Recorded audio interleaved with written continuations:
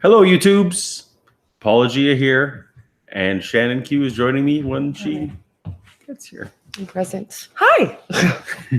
We're here at Casa Paulogia.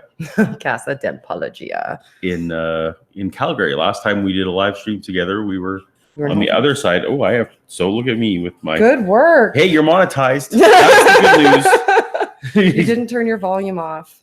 Paul fail. I don't do live streams, so that's how that goes. Doesn't do live streams. And I am garbage at monitoring the chat. So Paul is going to monitor the chat. So if you have a question, just at Paulogia with your question. And oh, hi, Theomachi, how are you? Because I'm bad at it. I'm bad. And okay, yeah, we're good. Yeah, so I'm in Calgary visiting Paul, and we thought that it would be fun to do a live stream because we're very rarely in the same room together at the same time. Other people told us on Twitter that it was a good idea. That is true. I am blaming them, not us. Well, that's true. Well, it was kind of we planted the idea. Twitter is where all good ideas come from. Yeah, I only ever that's where I do some of my best thinking. Absolutely. It's on Twitter. That's where I'm the most prolific. Yeah, all of it's good. So yeah, we're gonna take questions. I'm going to keep glancing down at my phone. If you have a super chat, it'll obviously get read, but it's not a necessity. We just wanted to say hi to people and see if they had any questions. And it's novel that we're in the same room together, I guess. Yay! Yay! Yay! And sorry, Reese, I can't find your question because you didn't tag me in it. So I can't possibly find your question that you asked. Sorry. Oh, what do you mean? Somebody asked you a question and you don't know where it is? We're off to a running start. We're doing a really good job. So questions. Anybody have any questions? So Eric, if not, I'll just ramble. Eric Mishma says, hi, Eric. Mishma says, thank you for sharing your time with us, which is not so much a question, but you're welcome. That's sweet. You're welcome. Vegan Atheist wants to know, what are you drinking? Currently, I'm drinking a Jack Daniel's watermelon cooler because we don't have any in Nova Scotia, and I quite like them. They're very good. And I'm drinking just Coke Zero. Boring. Boo. Boring. He has to drive later. But it has Santa on it, yeah, which is way too early. And this is the closest I get to kind of a vacation day because I had to work all day today. It's true. And I've got to take a plane home at 11 o'clock tomorrow night. So I decided today was the day that I'm going to have the drinks. Mm-hmm. Not enough drinks, though. I should be drinking more. Maybe I'll drink faster. I brought another one over here, too, just in case. Double barrel. All right, Paul, do a good job. All right, well, I see red. This is a weird question, but I'm hoping it's either a joke or some kind of inside thing. Anyway, Shannon, if I were this is Dr. Bastard. Oh, his questions are always Shannon, okay. If I were killing myself, what would I be doing? Committing suicide?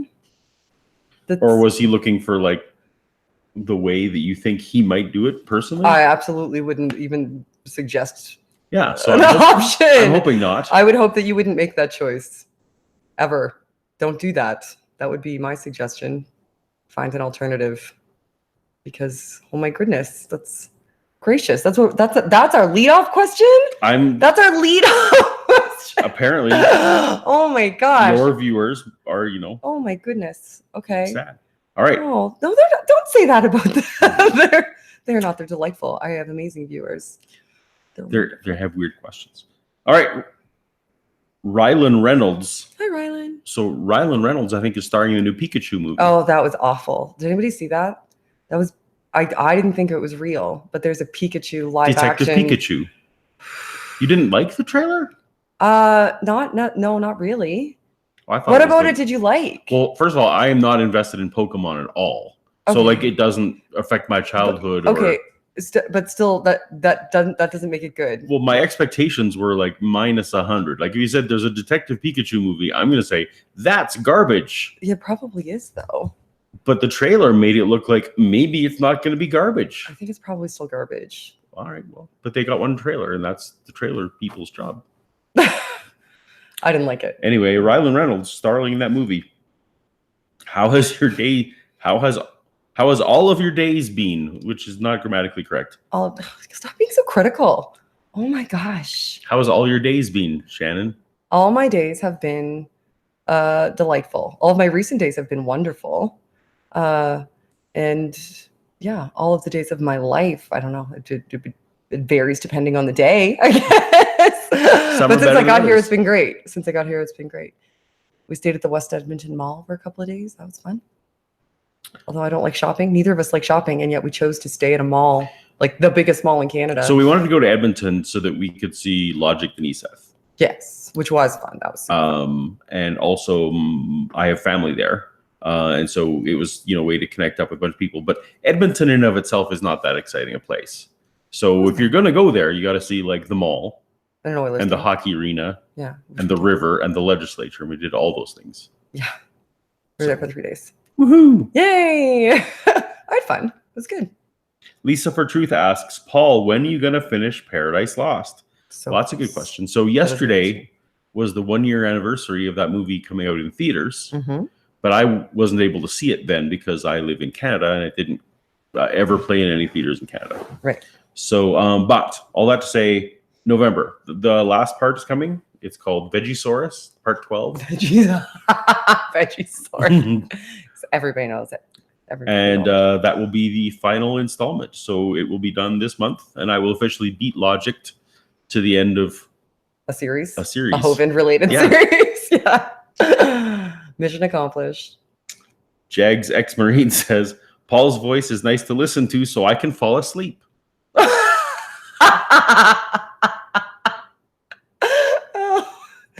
It means that you have a nice soothing voice. You have a soothing tone to your voice. That's good.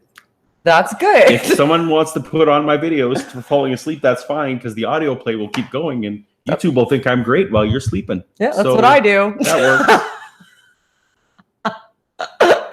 Just kidding. I'm always enthralled. Always. Yeah. Every moment. Vegan Atheist once again asks, what books are you guys reading? Oh, okay. We were listening to 12 Rules for Life on the way to Edmonton. Jordan Peterson. Yeah. That was what we didn't really decompress about that very much. We decompressed in real time, I think. I'm gonna have to listen to it again because we talked over it a fair bit when things kind of infuriated us. I don't think we've heard all 12 of the things. No, and there wasn't a clear delineation as we were listening, possibly because we were engaged in conversation as well. Yeah. But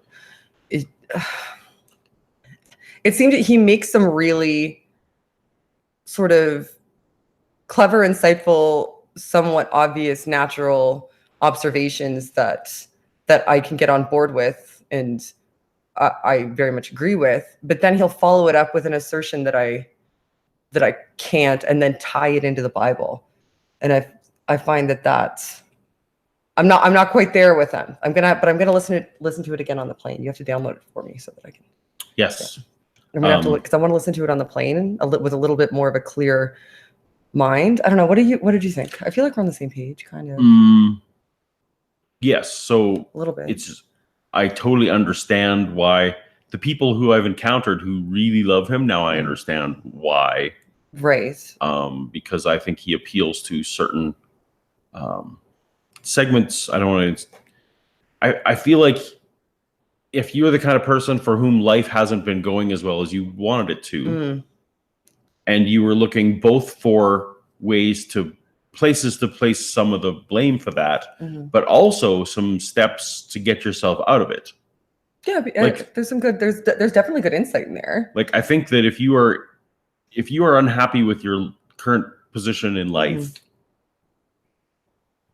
that is a potential book that could attract you because of the way you were. Not because I think the things are true, but I think he's got a good cheerleader / way of, as you say, mixing in little bits of things that are obviously true and then saddling them up to things that probably aren't, but then therefore, if you just say therefore between. But at face value, though, like, it would seem as though they intuitively can sort of logically follow from the observations that he's making. Yeah.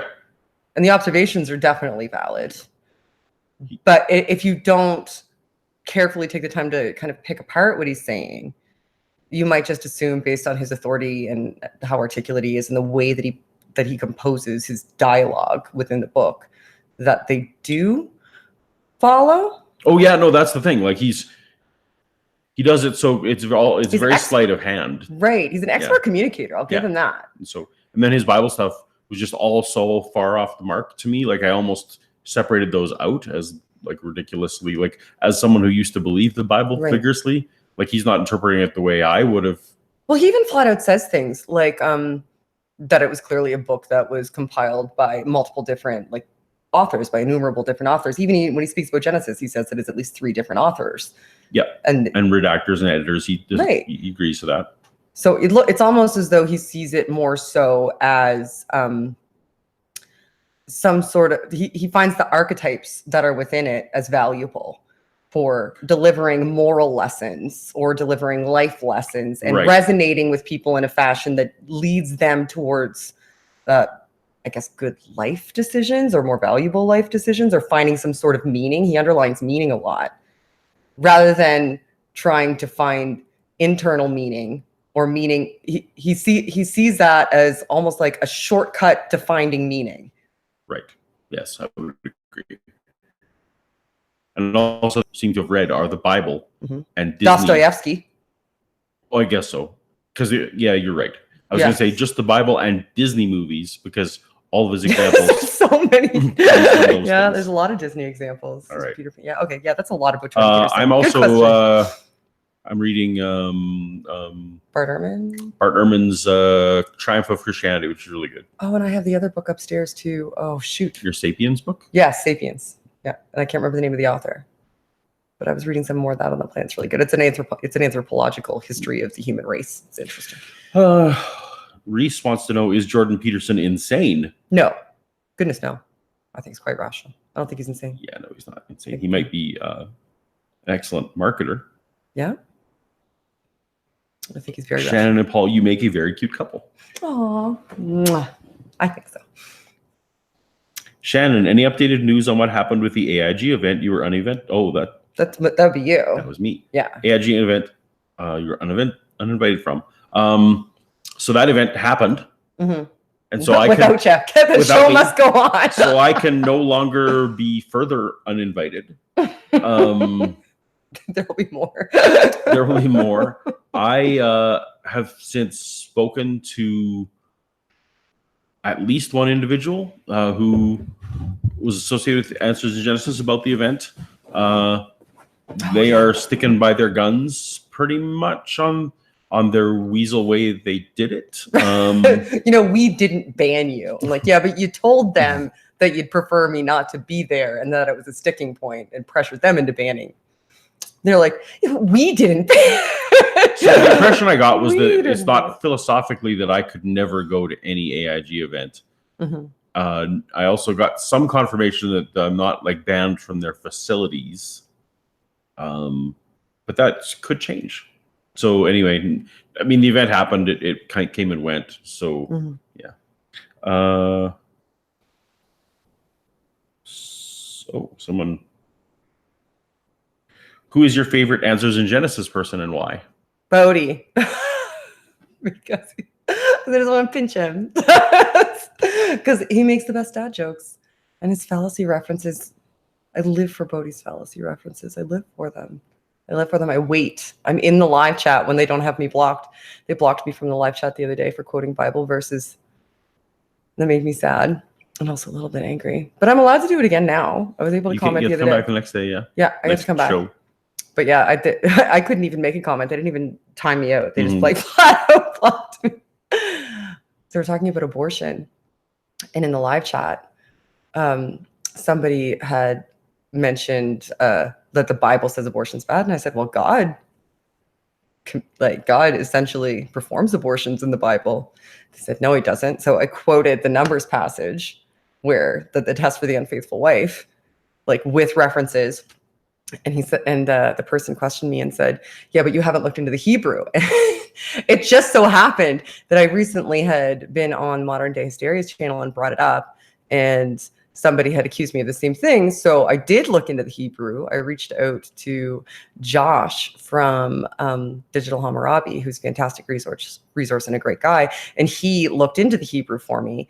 And turns out that I was interpreting it accurately. He found other instances of the same usage of words where, it would be semen and it would be miscarriage. So I started to quote the passage that Josh had given me. And as soon as I started to follow up on the question that they asked me with the actual scholarly interpretation of the Hebrew, they blocked me. They just shut me down. Just done. You can't talk anymore. You can't talk anymore. And then they said it was because I talked about abortion, but they were talking about abortion and it was too sensitive for the younger viewers.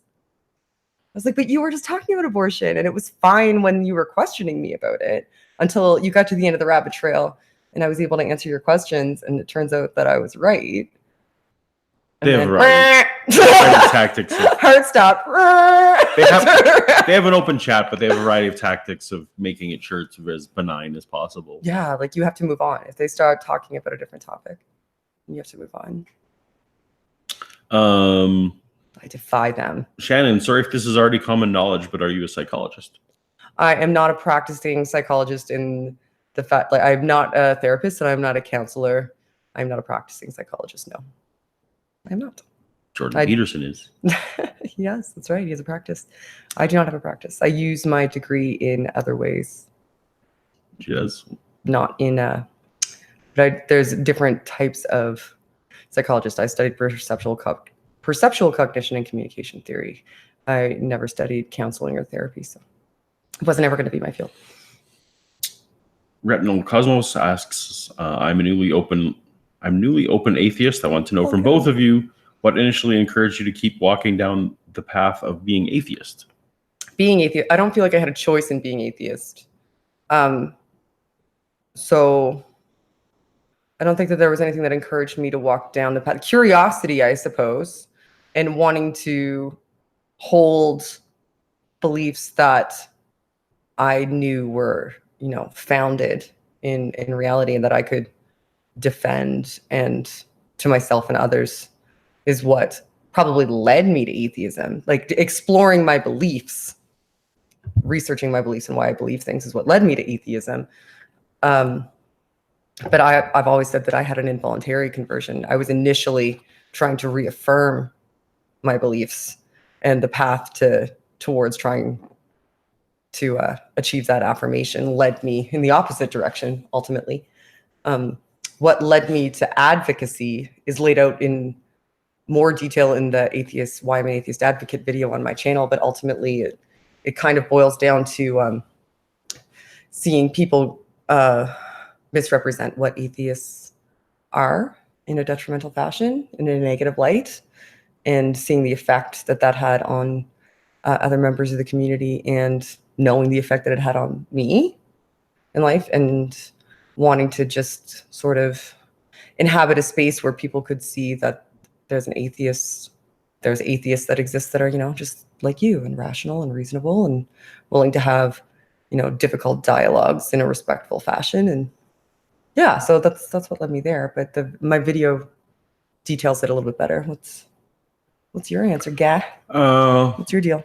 Yeah, again, I couldn't have chosen to go back. So in terms of keeping going on, it's kind of like there was only that path forward for me because intellectual honesty won out for me over everything else. The label atheist I embraced because the people in my life so hated it and so were so against it, and I used to be so against it and think that they were like that was as evil as it got. Mm-hmm. Until I kind of came to understand what even the spectrum of things it can mean. But it doesn't mean hate God. It doesn't mean worship Satan. It doesn't mean all those things that I was kind of raised to think that an atheist was. So for me, even though I may not match every definition that everyone may use for it, I feel like adopting it is a normalizing effect in my circles, and I can't apologize for using it. If it confuses people in the larger circles, I'm sorry.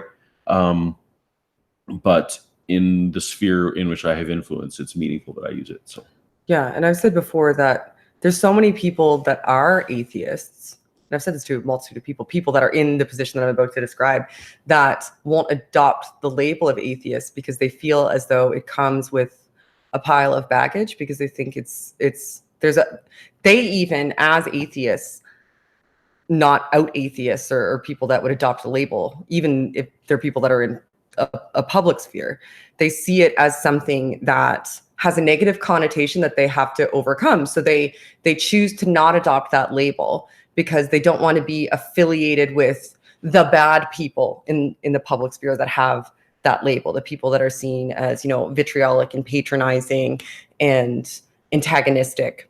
They're afraid that baggage is going to get shifted on them by virtue simply of, just proclaiming that that's who they are. And my logic for myself, and perhaps this was the same for you, and when I have these conversations with them, particularly people that are also in the public sphere, is if you, as a rational, reasonable, respectable person, can identify that you are, and the only thing that is stopping you is the fact that you're afraid that you're going to be affiliated with the negative connotations, then all you're doing is helping to reinforce those negative connotations, because other people who are like you who are they going to look up to? Like, the more of us that are out front and center saying, I am an atheist, and it's okay, it's fine, it doesn't come with all of that baggage.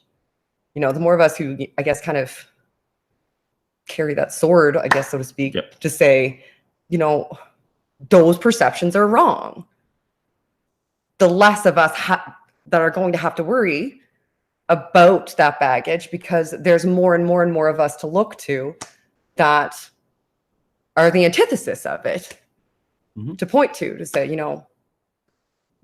if being an atheist means I could be like this person or this person or this person or this person. Like, see, there's a whole varying diversity of people who have that label, because literally the only unifying factor is the answer to a question. That's it. Right. It's a big question, but it's one question.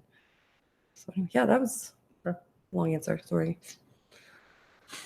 A hotel at a shopping center, bloody advanced is Canada.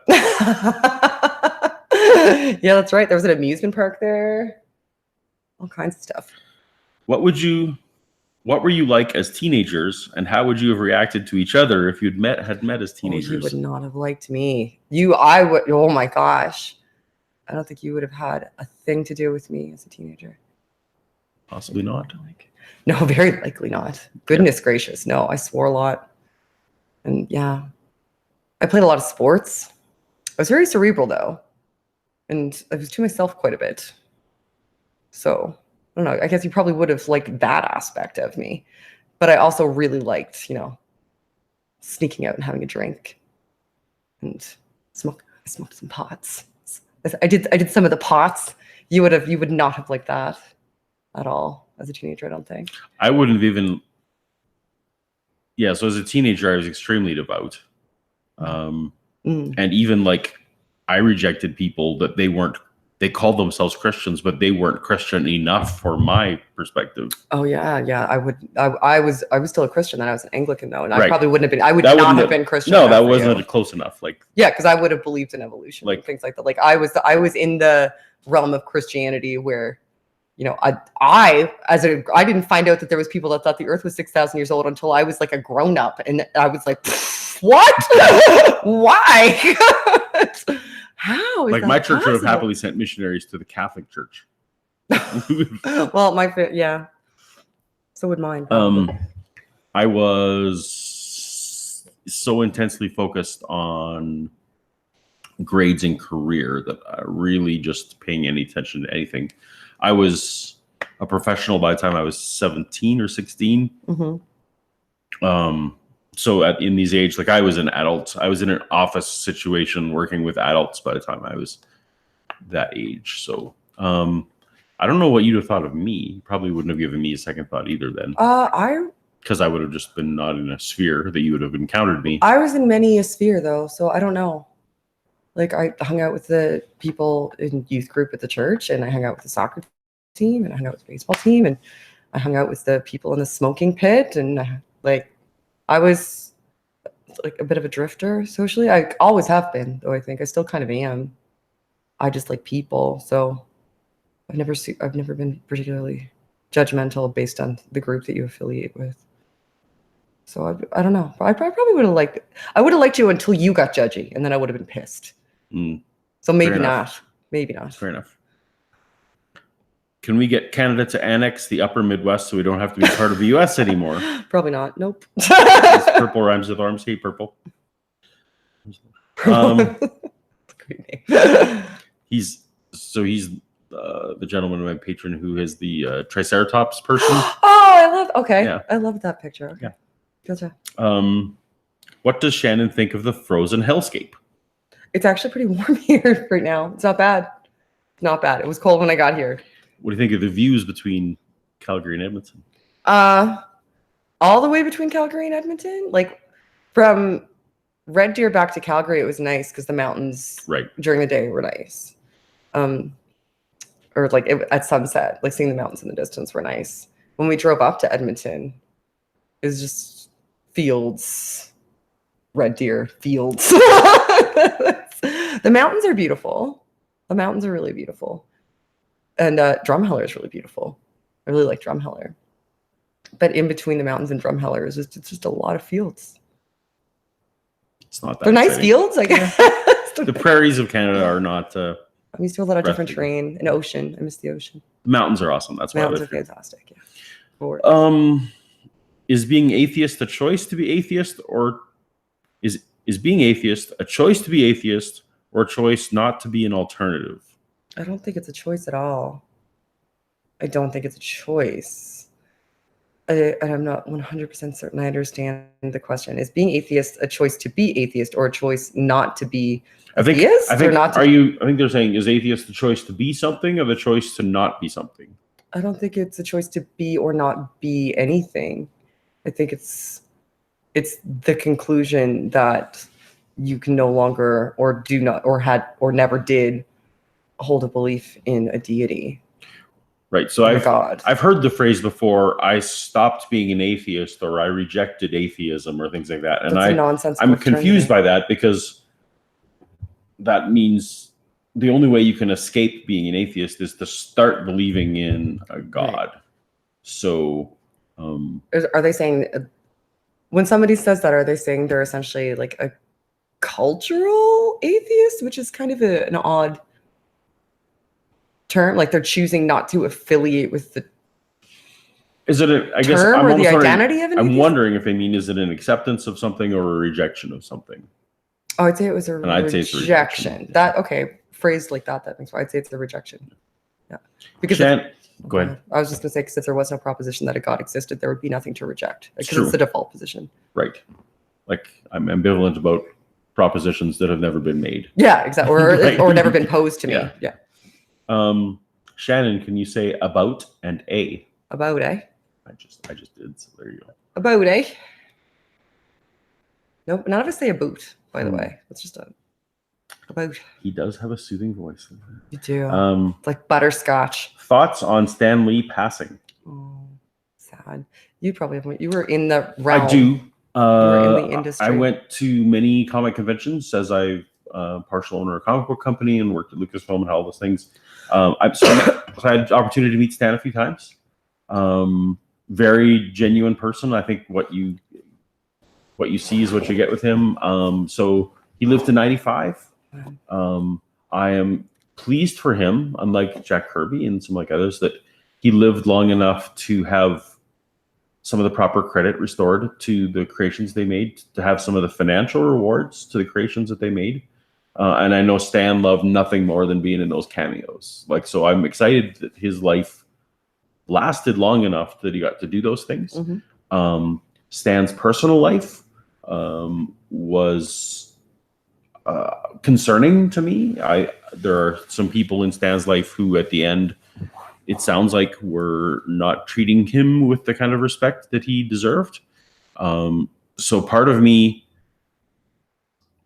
was pleased that part of things might be done for him. But no, I mean, obviously, an amazing man, a very genuine person. He genuinely cared about people.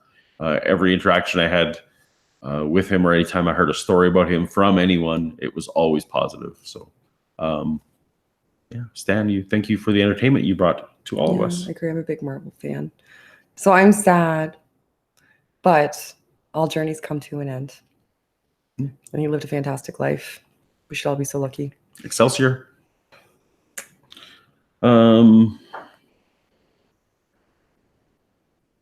What do you think of Jordan Peterson? I think we kind of went through that. I don't know Jordan Peterson, so I don't. I guess we were talking about how we felt about that book. Yeah, and that's on a cursory listen to it too, right? That's why I want to listen to it again. And then one of the reasons I wanted to listen to it was because it's it's brought up so often. It's like, I should listen to it or read it.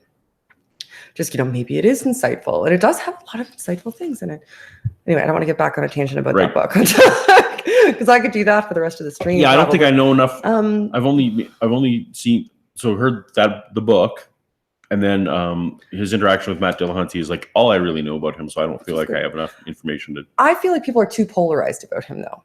I feel as though there's a market segment of people who either want to really, really love him or want to really, really hate him. And they'll either dogmatically hate him or dogmatically defend him and not look at the middle ground, which is one of the reasons I wanted to read the book for myself, is because people are really, really busy either proving that he's some sort of shyster idiot or trying to prove that he is the next Jesus.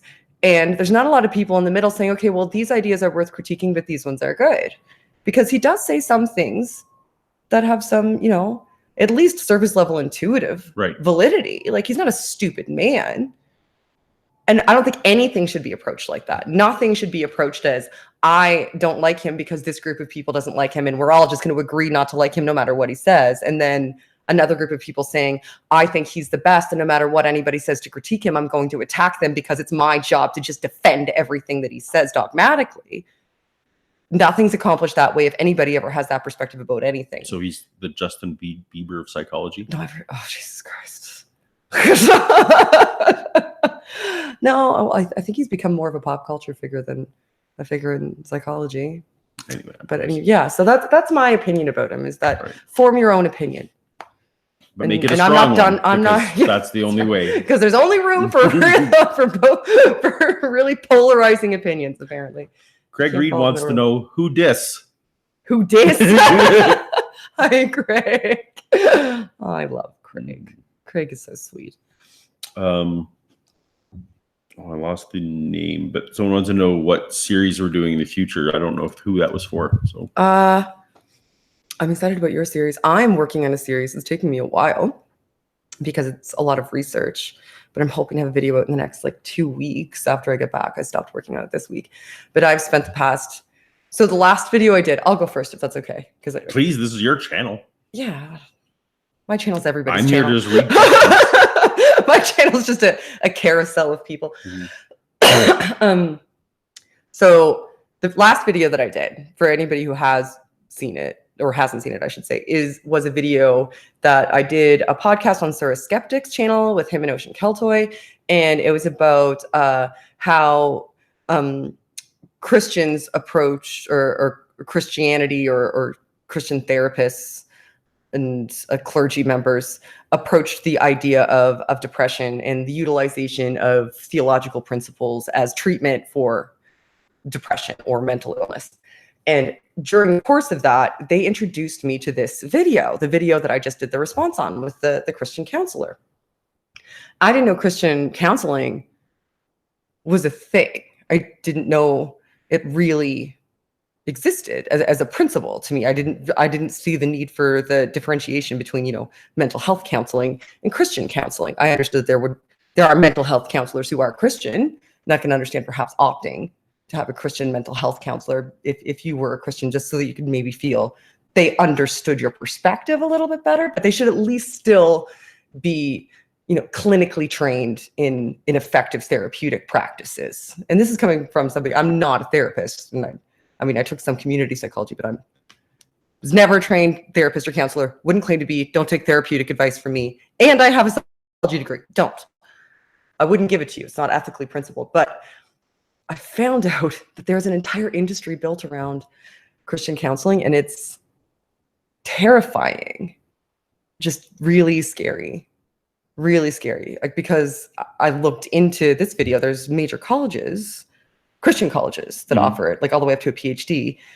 And I can't see their course material, and they seem potentially not as bad. But there's also almost like a little cottage, and not even a little cottage industry, a massive, almost like degree mill cottage industry built up around this. There's many different places that deal with the licensing, and because of the way that the American separation of church and state system operates, you can be a counselor, a charging counselor, and operate under the auspices of the church, as opposed to the state. So you can have what essentially is tantamount to a fake mail order PhD in Christian counseling, which has some really scary components to it, because I've looked into some of the things that they teach, and essentially have what equates to a degree on your wall. Like if somebody walked in, you have a degree on your wall that says that you have a PhD in Christian counseling, and you can call yourself Dr. Fuckface, and you can tell somebody with schizophrenia that the voices they're hearing in their head are demons, and advise them to not seek therapy with no repercussions. And there's more to it than that. But anyway, not to give away too much, but I'm doing a series on that, and I'm going to kind of tear apart might not be the best choice of words, but this really makes me mad. It's going to be difficult to not do this in an emotional state, because they could kill people, and potentially have already.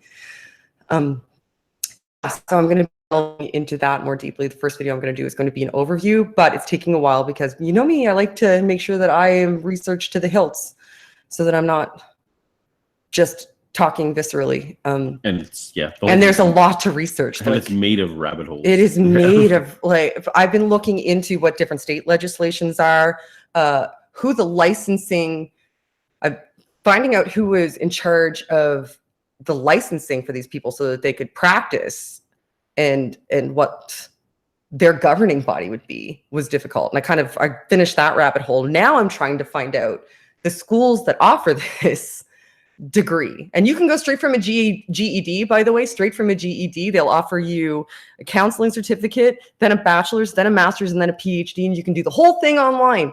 The whole thing online. Mail it in. Right up to PhD from a GED. Yep. Online.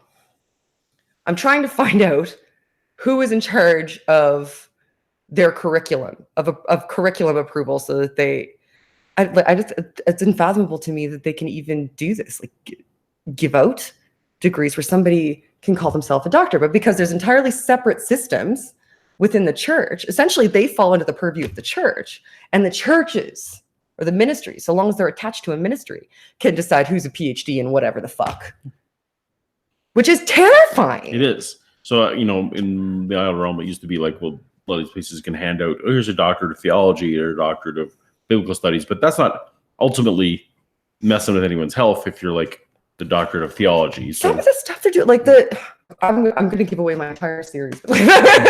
Some of the stuff that they are doing is just absolutely bananas. So they have this, and you know what? I'm going to make a series. That's what the series is. Because I'll take up the whole stream just bitching. I'm doing a series about the Bible and how it came to be.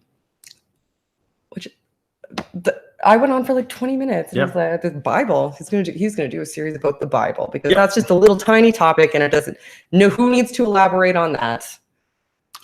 Straightforward. I'm shifting away from science Bible for a while and looking at the half of the the scientific claims made me question my theological claims, and now it's going on the theological claims. So, Right.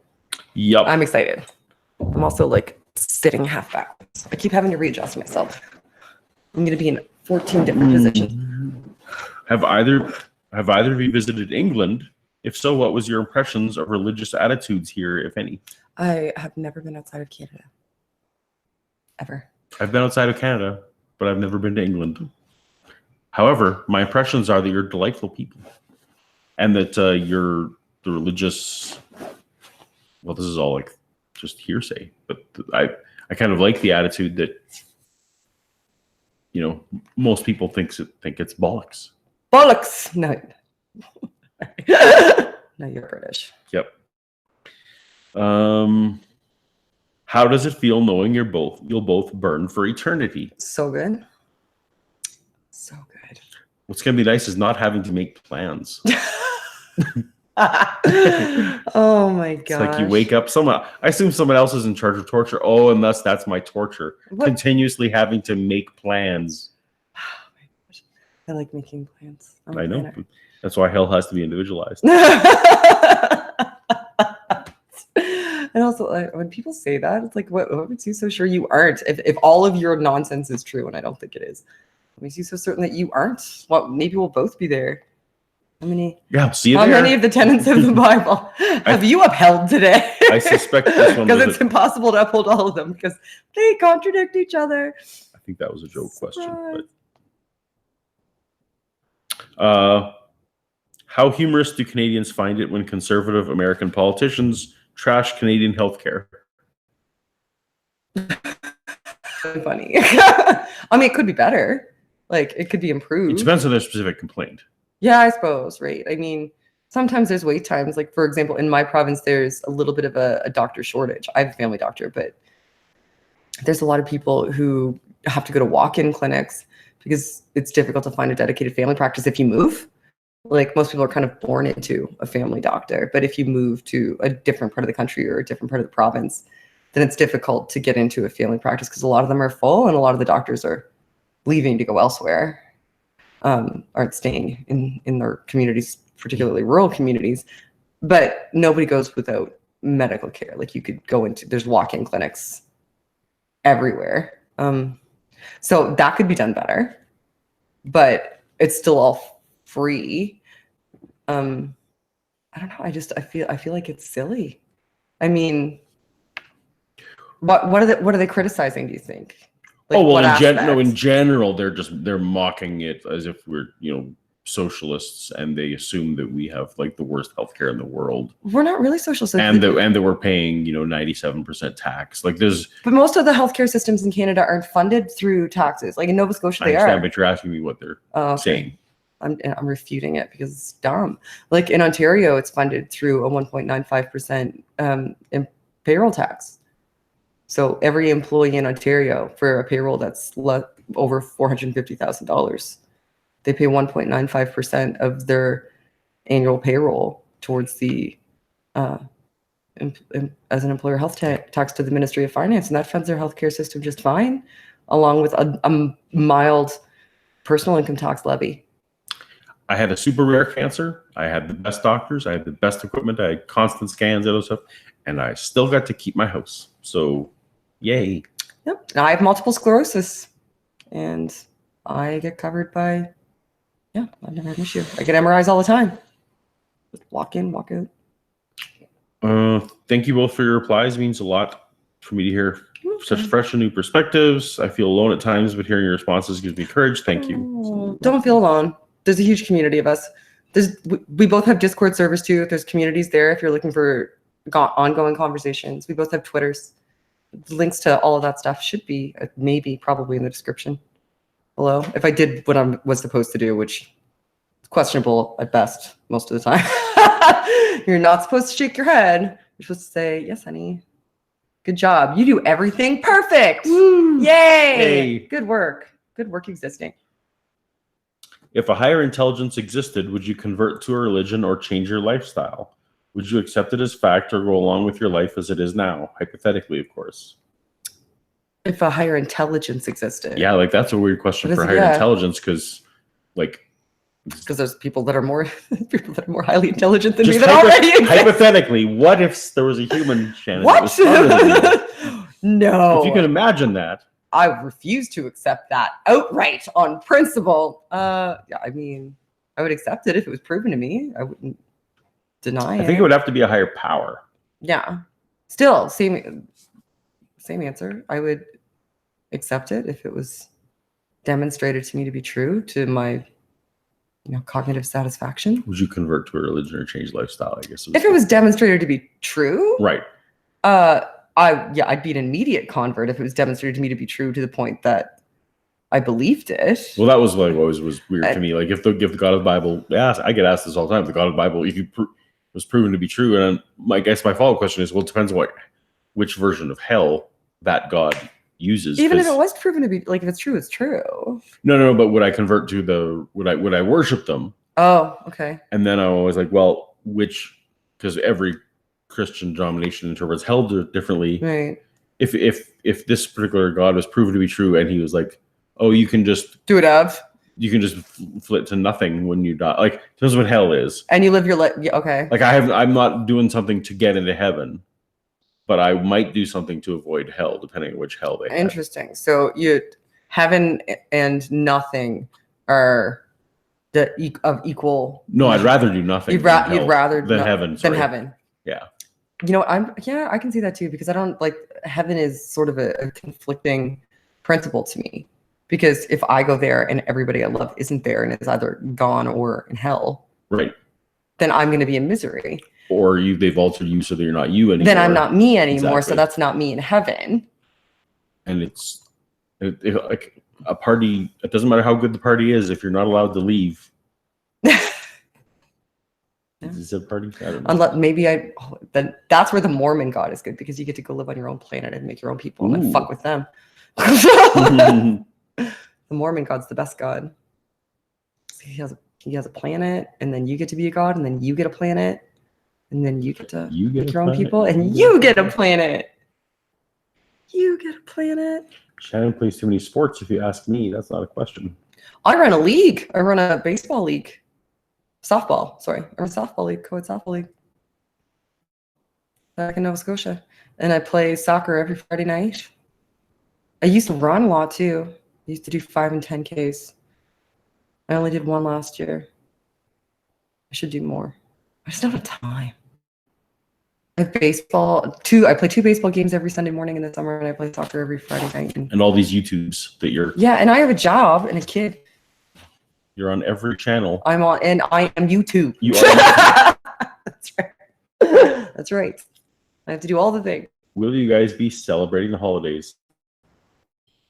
Oh, yeah. Absolutely. Which holidays? Christmas. If you mean Christmas, then yes. Of course. Yep. If you mean Arbor Day. No, probably not. Yeah, actually, Christmas is a huge, huge deal to my family, and I continue to enjoy all the trappings around it, even though I don't consider it to be anyone's birthday. It wasn't his birthday anyway. I know. When Christians bring up that argument, you celebrate Christmas. I'm like, you're celebrating his birthday on the wrong day. How would you like it if every year somebody celebrated your birthday on the wrong day? Oh, Jesus, I would be pissed. Guys, not my birthday. Is there any place in Canada more beautiful than Banff? Oh, did we just go offline? What's happening? The camera die? Can people still hear us? I have no idea, but now we're looking at my face. Uh-oh. Can people hear us? People indicate if they can hear us. This is so weird. I'm going to go over to the thing. I can see us on the camera here. This is very strange.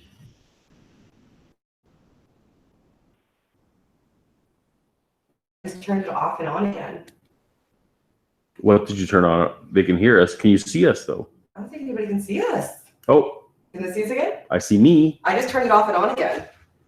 Like in the IT crowd. Have you tried turning it on? And now it's off again. What the actual? No, it's on. Oh, now it's back. Yep, sorry. What's happening?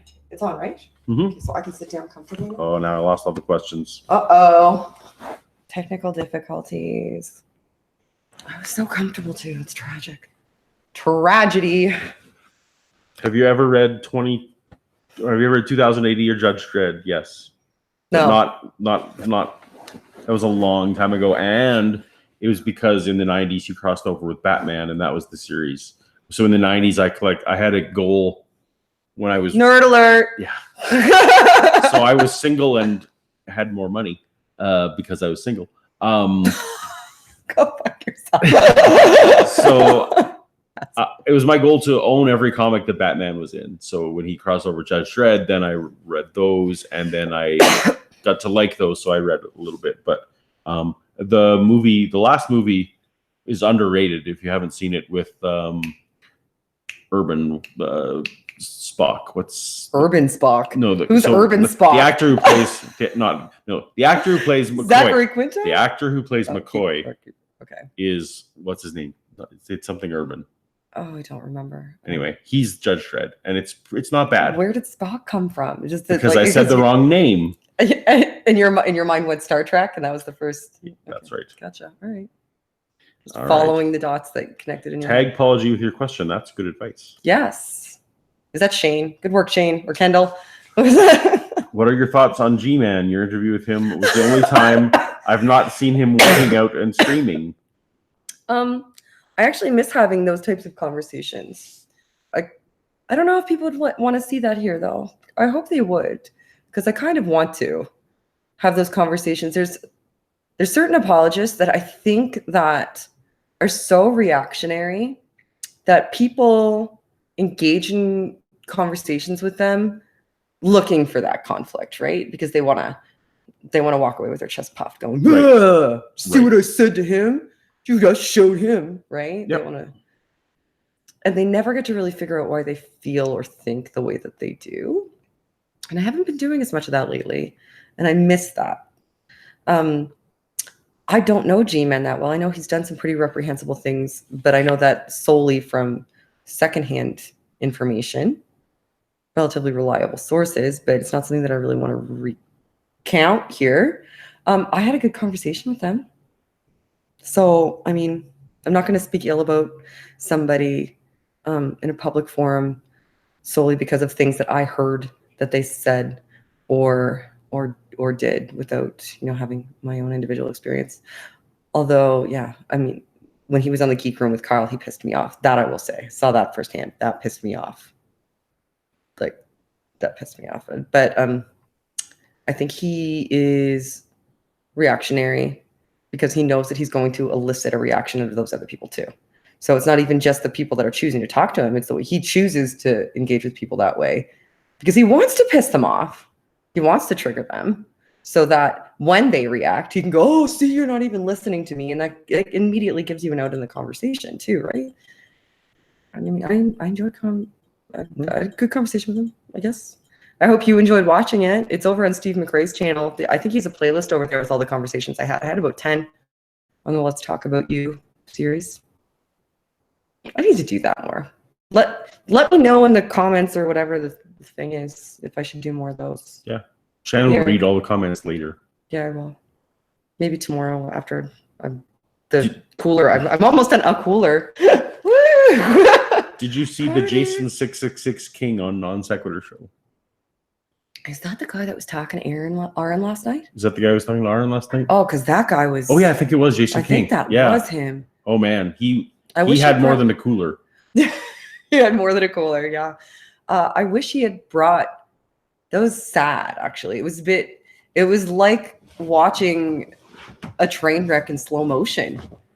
He flew straight off the rails, right from jump. He really didn't have much of any value to say, and he wasn't particularly coherent. It felt like someone who he was on either something. Yeah, was on something, and I don't know him well enough to know whether he is normally. Well, Kyle said he was. Kyle's generally a pretty good judge of character. So I'm sad that he was in that state and I wasn't able to hear what his arguments were because it may have been a good conversation. I always enjoy talking to Aaron. And it was a waste. Listening to Aaron talk. It was a waste of opportunity. Yeah, to for sure. Camera is bright. Yeah, I feel like I put too many lights should on. I turn this light off? Maybe? Yeah, could you? Because I feel like it's actually too much. Probably too much. Is that better? Oh, that's It'll better on my It'll eyes. take a second. It's way better on my eyes. I won't be able to see. So hell, catches up. All right. Yeah, that seems better. Okay. No one's tagging me in questions anymore. They're talking to themselves. Uh-oh. Oh, now I'm into the I hear you, I hear you, I hear you. That's from ages ago. Would you consider a series for teens showing them how to critically examine science news? What is hypothesis? What is demonstrated? What is woo? Like you do with articles from AIG News. I guess that's for me. Yeah, I'd say probably. Yes, I would. That actually doesn't seem like a bad idea. So sort of a source methods, how to do source method. Oh, that's so important. Source methodology video would be great. A series. I'd help you with It's a good suggestion. That's a really good suggestion because really, we've had conversations about that before about doing source method videos. The people I would most like to reach could probably use that. So yes, a lot of people seek out information that reaffirms what they already believe, and as soon as they find that thing, they're just like, okay, that's it. But they don't look like I said in the last video that I was in with you. Only I was a little more ragey when I said it. Like when you click on something. Click on the links within the links. Click on the links. Like just keep going all the way down to where the original claim came from. Find it. Figure out where it came from. Because by the time you read that article, it has played a game of telephone through so many biased sources that it may not even remotely resemble what the initial information was attempting to portray. Just source methodology is so important. Source methodology is important. Do your research. Be an advocate for your own understanding. So important. What temperature is it there in American? In American. So in this room, it's like high 60s. Outside right now, it is, in Fahrenheit. Right now, I would say it's 8 outside. Oh, okay. So 8 would be like 50s, like low 50s. Yeah, it's not bad outside today. Yep.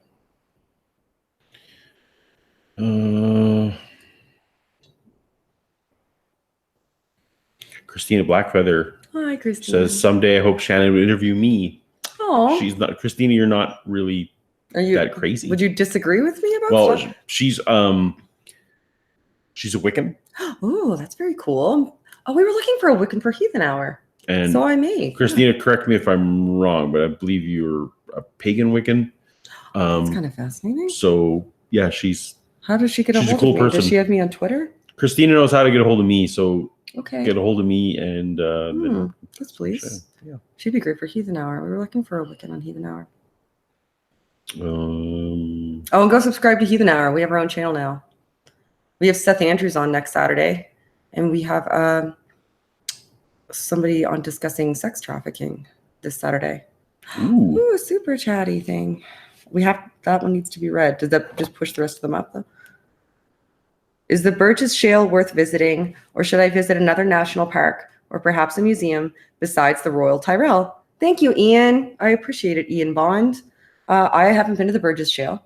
The Royal Tyrrell was great, as is most of what was the name of it was Drumheller, but did they call the canyons anything? Those horseshoe canyon. Wastelands, right?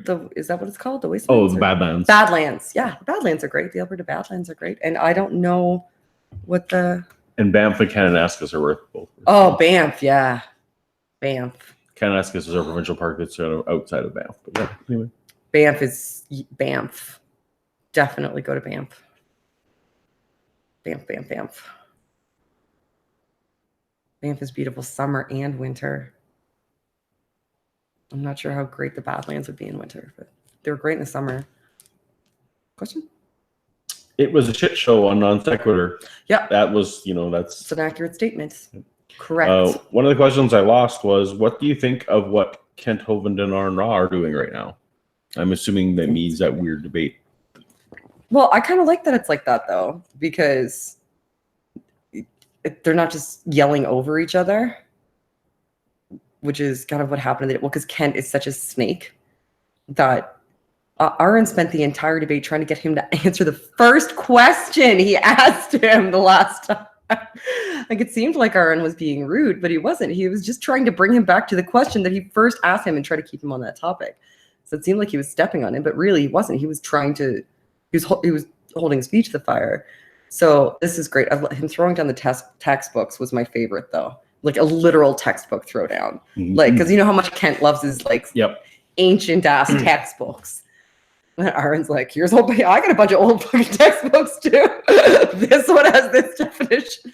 That was pretty good. Go watch Aaron's most recent video. If you're not subbed to Aaron, go sub to Aaron. Who here wouldn't be subbed to Aaron though?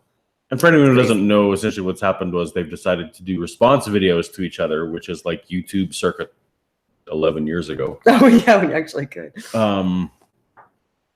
What's frustrating about it is I watch Kent's show almost every day. He does. He's a masochist. It's ridiculous. But Kent doesn't know how to do a response video properly.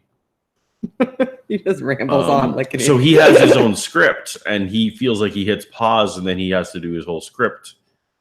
It's not efficient.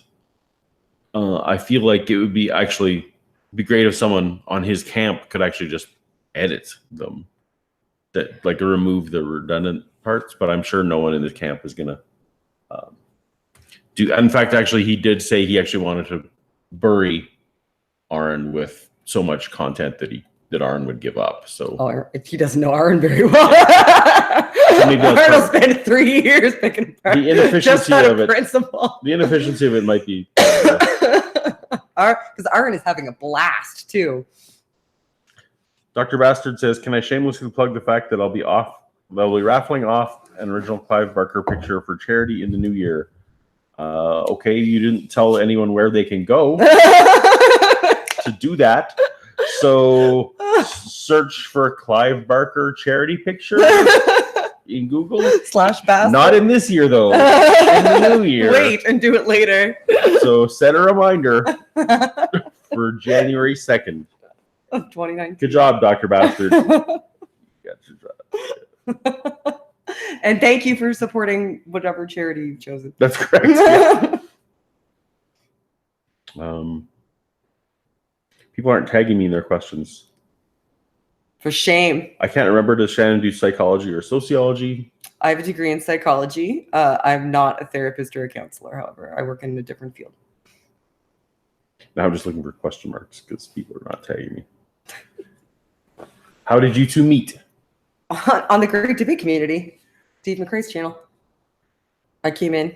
I had never had any intention of doing anything regarding YouTube whatsoever. But then I met you and I met Steve. You didn't have intention, but you thought you could do it better than those of us who were doing it. That is a horrible thing to say. Oh, I know. No, sorry. That's not right. Why would I was trying to make a joke. That's not a funny joke. No, it's not. You thought that you thought I wanted to contribute to it. You thought you could contribute to our I thought I had community. something value to contribute. Jesus. I'm the worst. I'm sorry. I was trying to be funny about that, but it wasn't. All right. Yeah, now I'm all caught off guard because you made me sound like some sort of really self-centered, so what happened? Narcissist bitch that was like, I could do this better than all y'all. So now I need to backtrack to my personality. Now I need to backtrack how it actually happened. So Shannon came on the chat I was on doing about Eric Hoven's movie, and I recognized you from your excellent work on Twitter. I actually recognized that. Hey, because I've been trolling. That's the person who's been like being very effective on Twitter against people that I'm normally against. And immediately, a lot of us saw potential in Shannon, just of how much she had to offer to the community. So myself and Steve and Godless Cranium, I mean, it only took a few appearances in a few different places, and it's like Shannon's a rock star, and has a lot to say that wasn't the same thing that all the rest of us were saying. Because she had a different communication background than we had. And so there were people that, it was very quickly, there were people like G-Man, a lot of it was like, none of us can reach these people. And yet you came in and were able to have like effective conversations with a lot of those people. And so, and it only made sense that you had then your following of everyone who subscribes to you now, who before you even made a video, everyone was just confident that you could do an amazing job. And that's sweet. Thank you. That I appreciate that. Yeah. Still a little pissed. Yeah, fair enough. Fair enough. The question was how we met, I think, which was, that was the question. On Steve McRae's channel. There's a video. We met on a live stream. You were talking about Eric Hoven's, that he was still fundraising for Genesis Paradise. Yeah, Lost. he had just done a new round of, I believe he had just asked for another $350,000. Yeah, and I was explaining why, from my movie industry perspective, that the money he was raising was either a con or Eric was getting conned. Right. Because it was for distribution money. And I came on because you said that you were just about to go to the Creation Museum and you wanted to know if anybody had any questions they could ask. And Steve, being Steve, he just posts the join link in like the comments section. And I was like, I'm going to click on it. Because I have a question for Ken, for Paul, if he gets the opportunity to ask Ken. And my question, I think, had something to do with why he would feel like his communication strategy is effective if his intent was to, convert people, and why doesn't he understand how damaging some of the things that he says on social media and in public are? Right. I think that was it. Sounds right. And then you messaged me like right after, and we just started talking. Yeah. So yeah, that's that. That was before I knew that. I didn't know what to expect at the Creation Museum. Now I have a much better idea. Yeah, they definitely don't have uncontrolled conversations. Yeah, no. There. Yeah. Oh, I lost it. Be nice to your girlfriend. Yeah. Yeah. That's right. Don't say shitty things about her on the internet in public. Are you both glad you live in Canada over America? I'm glad that Canada is over America. I'm American, but sometimes I wish I was Canadian because America is such a mess of a country. I'm glad I don't live in America right now. I'm glad, well, more so than anything, I'm glad to be Canadian, period. I'm very patriotic, so. Love me some Canada. I love being Canadian. I will say that I lived in California for 8 years, and it was also an amazing place, full of amazing people. The people of America are great. Americans, sometimes, I know, but it's this weird thing where it's kind of like, you probably know some individually great Christians. Yeah, most 99.9% but of them Christianity, are wonderful and lovely people. But yet Christianity as a group does a lot of things that we wish they wouldn't do. Yeah, okay, I guess. That's what I mean. I get you. That's what I mean within America. I It's get like it's like most individual Americans are great people. But, yeah, gotcha. Tag me, Paulogia, if you want. Tag at Paulogia, so it shows up red. Because I suck.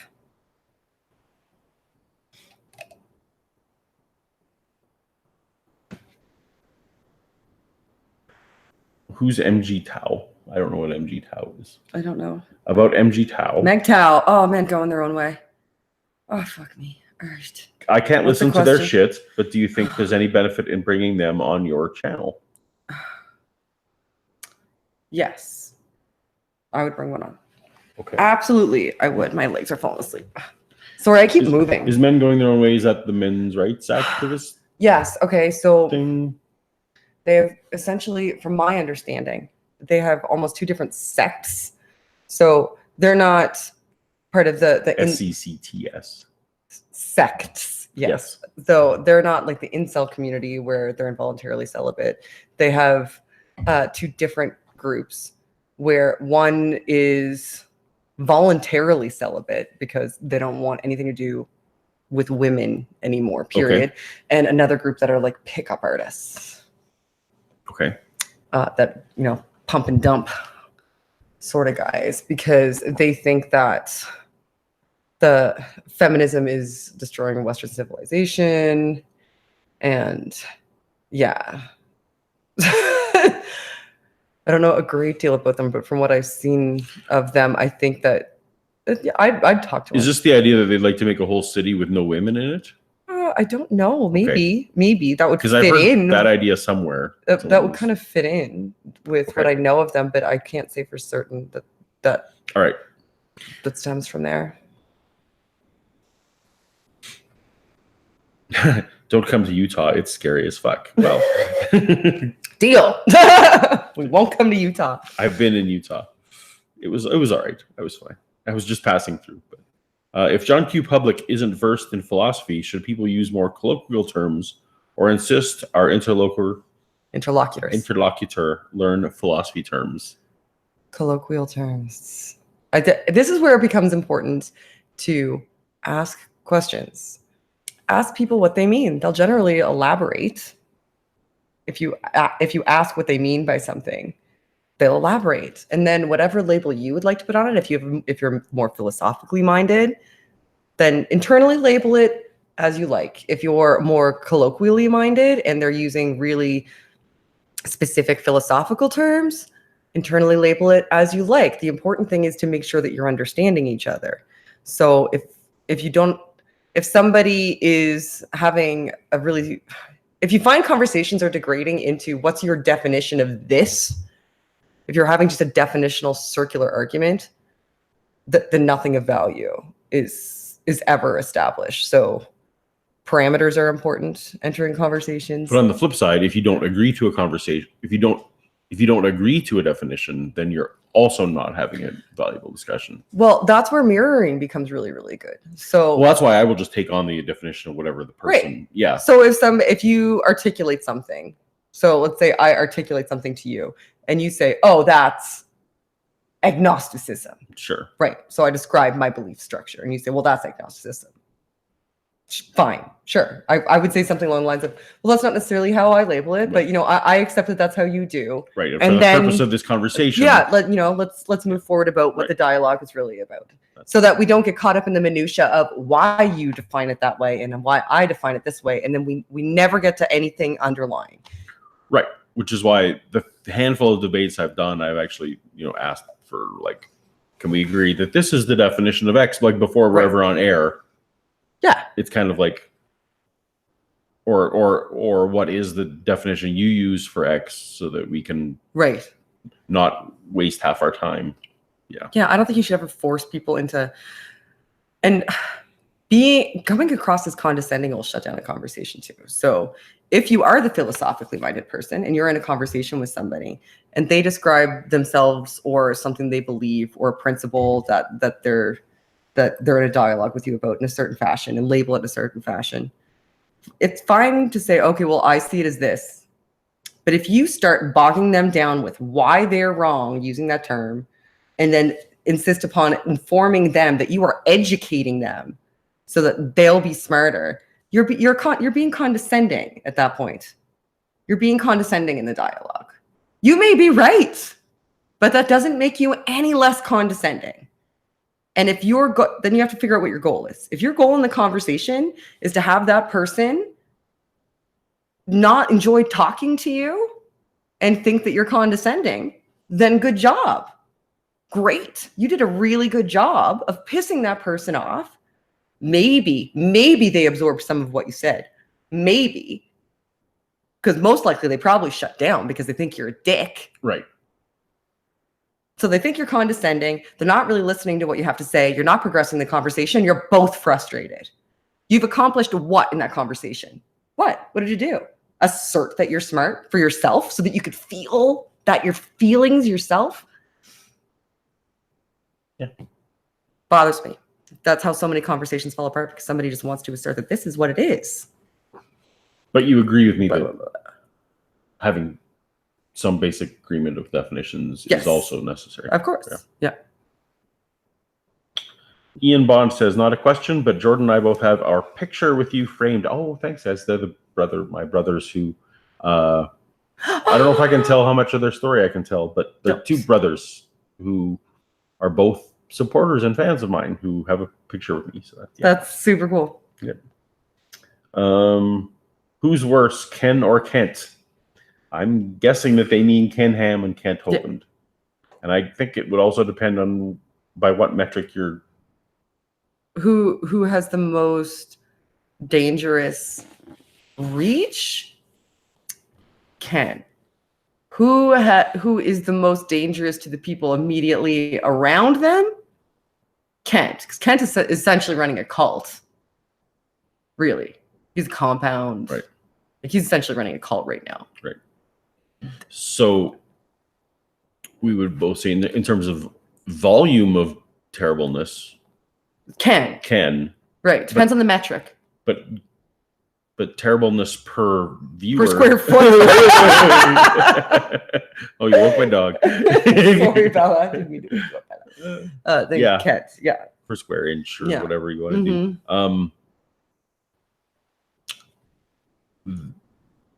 Yeah, I don't know.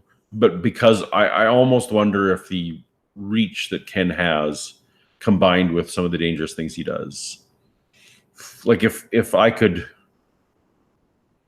wish one of their ministries away, It would probably be Ken Ham's. I would have to say Ken's probably. Yeah, because of the reach. Yeah. That's a Sophie's choice question. It is. It really is. Right. It's a total Sophie's choice question. Do you think Moses turning canes into snakes was literally a real thing when you were a believer? Ooh. No, I never did. Easy for me. No. You thought that was an allegory? Yeah. When you were a believer? Yeah, I didn't think he ever did it because it didn't make sense to me that he could have. Oh, okay. Yeah. All right. Yes, absolutely. 1,000%. That was the least of weird things. No, there was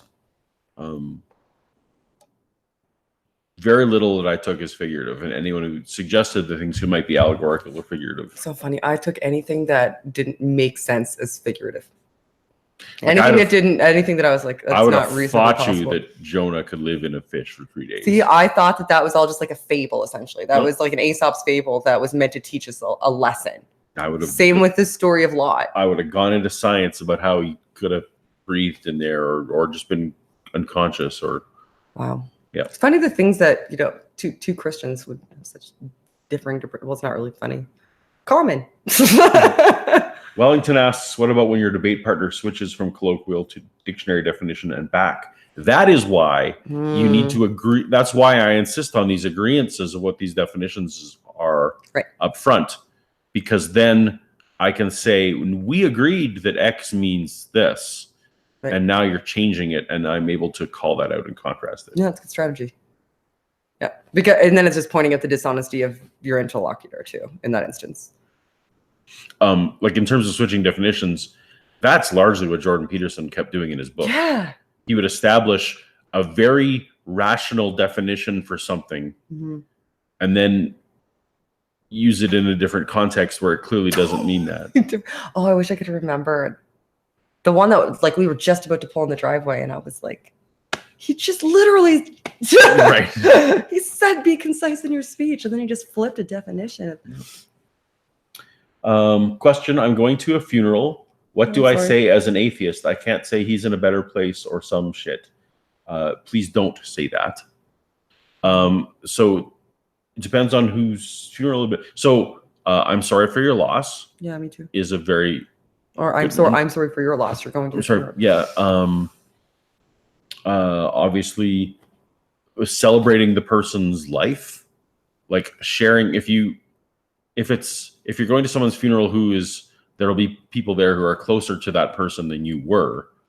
Yeah. I think what they appreciate, and you recently had one, so a funeral. I think anytime that someone can share a story. Not always, but celebrating the person's life is more appropriate than trying to give someone a false sense that. Ask them if they're okay. Ask them how they're doing. Yeah. The people that you're interacting with, ask them how they're feeling, if they're okay. It's probably the best thing that you can do. And listen to what they say. Sometimes you don't have to say anything. Sometimes you just have to listen. And then if you can be practically helpful. So if you're the type of person who prepares food, if you prepare them some food, awesome. Like that's or help them clean up. Or not, like stick around to move the chairs because they probably have to clean up the room they're in afterwards. Or or carry things to their vehicles afterwards. Like, just if you as an atheist can provide the practical help as opposed to the if that's the level of support that you want. If you're just looking to be able to walk into a room and know what to say, and you know it's not somebody, it all depends on the relationship you have with the person too. So there's varying degrees, right? If you're just looking to be able to walk into a room and know what to say to the people, I really think that "how are you doing?" Yep, is a good one. And read the people that you're interacting with. Some people will just want to talk to you. Some people will just want to have general platitudes and move on because they're not in the mood for talking. Right. Some people will want to talk for a long time. Some people want you to talk to them. So you have to read the individual people, and your relationships with these people best. But you don't have to say things like "he's in a better place." If somebody's looking to you for comfort, another good thing to do is to say, if you really mean it, you'd have to really mean it to say, "What can I do to help?" And then you'll know if they need those types of things. Genetically modified skeptic. Oh, that guy Says, I went to San Francisco last weekend with Holy Kool-Aid and Telltale, my old stomping grounds. Oh. And it was interesting. I bet. Lots of fun things to do, but also lots of people literally peeing in the street. GMS, you clearly don't travel because people pee in the streets in major cities. Yeah. San Francisco, it's an interesting, so imagine I was a 28-year-old theist, believed, like I was in the depth of my believing everything. And then and then moved, and as far as I knew, had never met a gay person, would have thought that was wrong on a lot of levels. And to throw that little prairie kid straight into San Francisco, that was interesting. Although a good way to expand your world and learn things is to travel. I mean, it's hard to keep narrow views when you experience more different lives. So anyway, I hope you had fun, GMS. And everybody go subscribe to Drew's channel. I hope you went to Alcatraz and went up and down hills and went to the Golden Gate Bridge. Got on one of those little trolley cars. Oh, if you guys told me, I could have got you at least in to see Yoda. You got to tell me next time.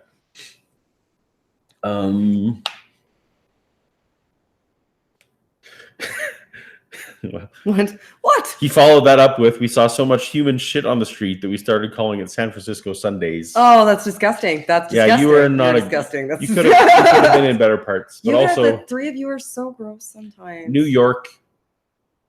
I love Manhattan is my favorite place to visit, but New York is like way worse. Ew, Drew. Ew. Ian Bond asks, cats or dogs? Cats.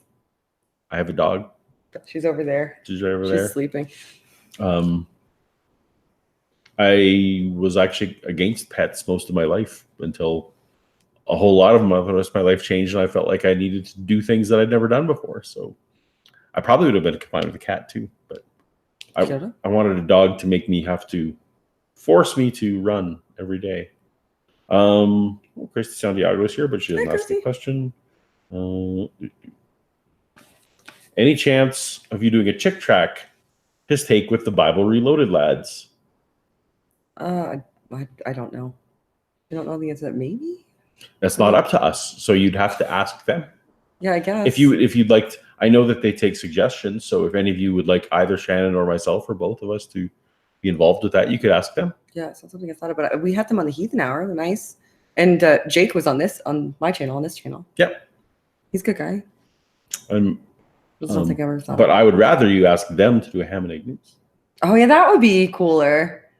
Yeah, them on a ham and egg news would be super fun. Yeah, go ask them to do a ham and egg news. That'd be funny. Oh, Wellington was just repeating GMS's questions. Sorry. Thanks, Wellington. Making sure Drew got heard.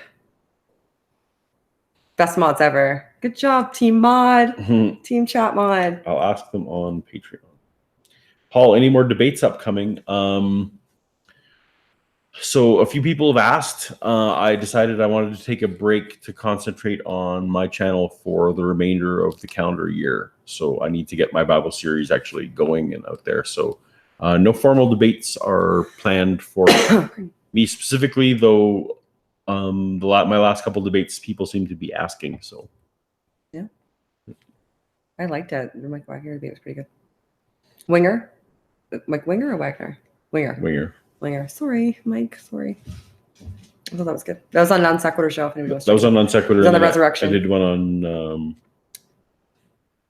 Modern Day Stereo's channel as well. Yes, also on the Resurrection. Also, I can't remember who it was you were talking to. I forget his name too. All right. Well, we've been going for. Yeah, we have 90 minutes now. Yeah, we have to go. So, last few questions, I guess. Sure. Do either of you know what Godless Cranium looks like? I won't say. Maybe? Who knows? He's not a human. He's not human. He is a pink dragon. He's a pink dragon. We don't know. None of us know what each other looks like. It's a mystery. It's a mystery. Except for you and I. I'm an idiot, and I didn't think anybody would ever watch my channel. I don't think it mattered.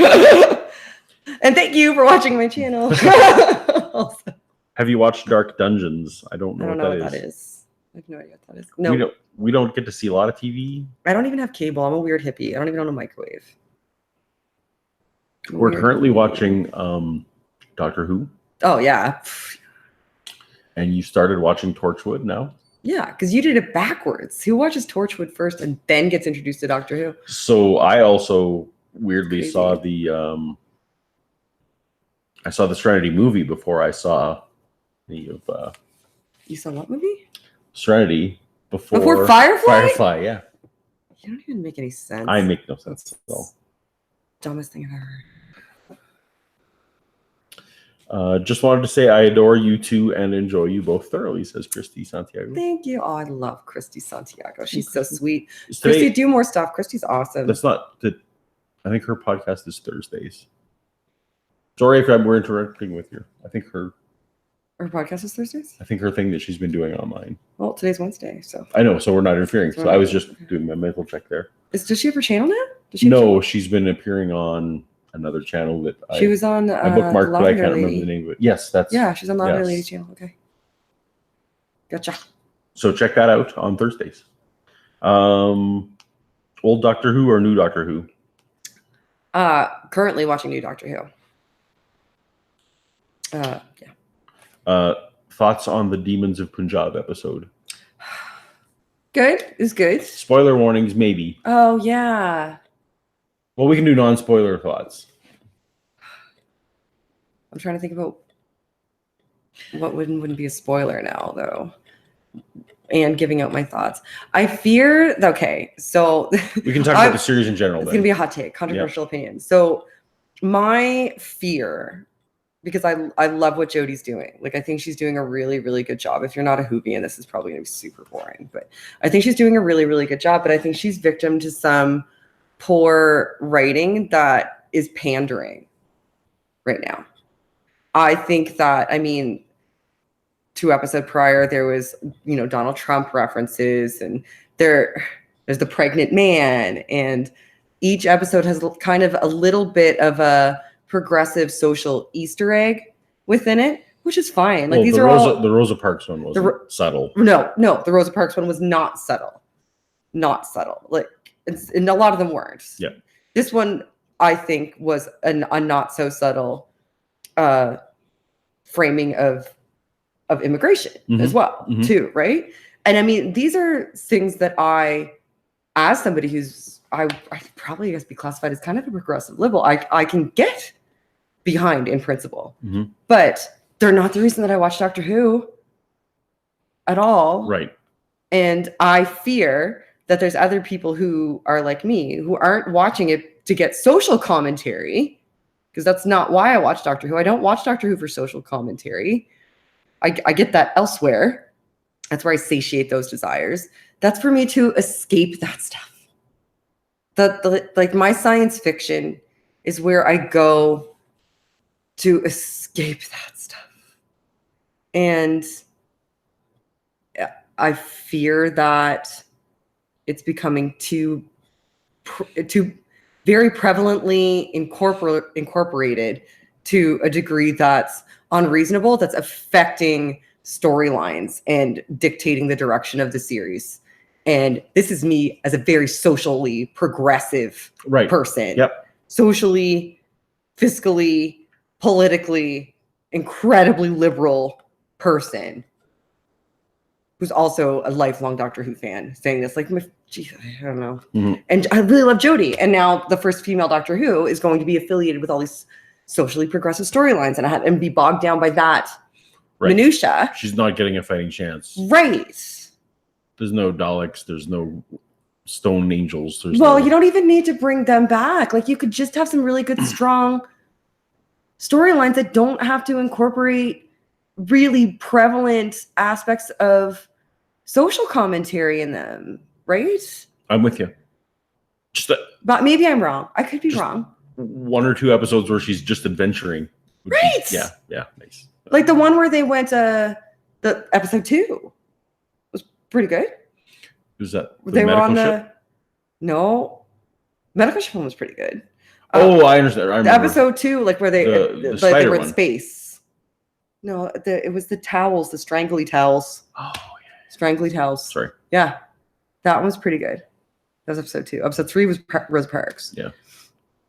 Yeah. But if they get off of that, if they make the series just about that, about hitting me in the face with progressive social commentary all the time, right, then I'm going to get worn down. Because, I already agree with all that stuff. Like, I don't need you to hit me in the face with it. I watched this. Did you hear how many episodes this season is going to be? Like, I assume it's 10? They're usually between 10 and 12. Yeah. And I'm wondering what they're going to do with the Christmas special this year, though. Like, what do you do? No, but what I mean, think of that is if they wrap up, if it's only 10, yeah, that's 4 weeks from now, and they could still do a Christmas special. Yeah. If it's already filmed. But then they made me wait 1.5 years for this, too. I know. If they do that, because one of the good things about the Christmas special was it was usually like a while after the end of the last series episode. True. Right? Yeah. So you got that fixed, and then you were held off for a bit. Right. Unless they're going to line it up again. It's a Game of Thrones should do. Give me a Christmas. Yeah. Oh, Christy corrected us. It's she's on Thursday at 7 on Wonder Lady's channel. Wonder Lady. Okay, sorry, I thought it was Live Lady. Yeah. Thank you, Christy. Thoughts about Star Trek Discovery? I liked it. I felt like the ending, the last episode, I was like, how do I do stuff without spoiling things for people, though? Well, at first, though, we didn't like it at first. Right. No, yeah, slow burn to start. I liked it a lot in the middle. And then the very last episode, I was like, really? They're all just like, oh, okay. You've got the button. Like, shoot her and take the button. What is going on? You're Klingons. What are you doing? For a slow burn show, it just ended stupid. It just ended abruptly. It ended stupid. I liked a lot of it. I'm excited that Christopher Pike is there now, though. I'm excited to see what happens there. Yeah, I was wondering if that's not a spoiler. But it's been a while since it was done, right? Like, how long do you have to wait before you're allowed to talk about something? Well, that was forever, in case somebody doesn't see it. I think it depends on the level of spoiler. That's not a big. It's on the. Ever seen Blake's 7? I don't know what that is. It's the anti-Star Trek Dark and Nasty. Don't know what that is. No. Nope. I've never heard of it. Though I'm interested in you actually whether you might like Dark Mirror at all. Dark Mirror. Oh, or have you seen it? Yeah, that's a Netflix series. Yeah. Yeah. And some of those. Each one of them is like its own individual. Yeah, it's Twilight Zone-ish that way. Yeah. I liked it. I've only seen like 4 of them, I think. Okay. The pig sex one, the very first one though. Yeah, I almost didn't watch the second one because the first one was that's a bold open. Off-putting. Yes. Yeah. Right. That off-putting.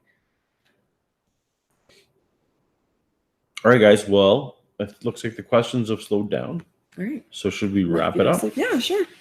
Ow. So I'm bad at ending streams. And now I've had a cooler and a half, so. Woo. Thank you, everybody, for all your questions. It was fun. It was fun hanging out with you guys. Thank you so much for all your support for both of our channels, especially Shannon's, because this is Shannon's channel. And be sure to, as already mentioned, check out both of our Discord communities. They're both thriving. They're different in tone and stuff. Very different, yeah. Check those out. And we both have patrons. If you like support us that way. And Twitters. And we have the Twitters. And yeah. And the PayPal links. But don't feel like you have to. No. Just watch and share. That's the best thing you can do for content creators. Tell people about them. You put it on when you go to bed. Because your voice is so soothing. That's right. Yeah, and we'll both hopefully return to making videos next week. Yeah.